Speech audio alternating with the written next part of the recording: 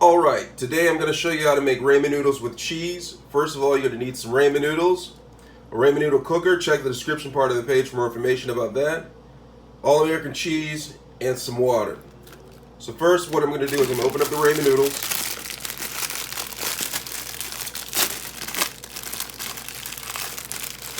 And then I'm going to pull out the ramen noodle packet. And I'm going to break it and place it in there. And then I'm going to take beef flavored packet, tap it a little bit, and pour it inside of the bowl.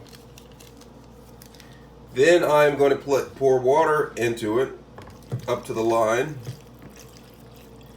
and I'm going to cook it for 4 minutes in the microwave.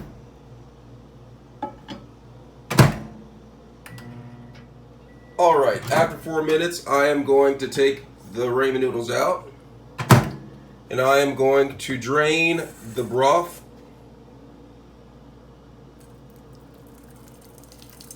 just like this.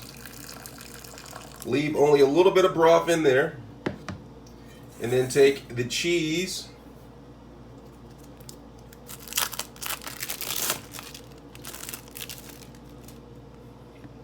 place the cheese on top just like this.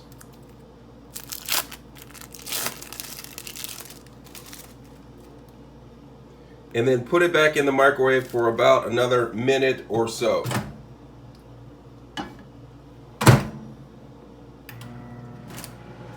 Alright, after about a minute or so, or maybe even less, pull out the ramen noodles. Be careful because it can be hot. Look at it. Absolute goodness. I'm going to zoom in a little bit on it. There you have it. Cheesy ramen noodles. If you want less broth in there, drain more of the broth. But there it is. Absolute goodness, if you ask me. Absolute goodness.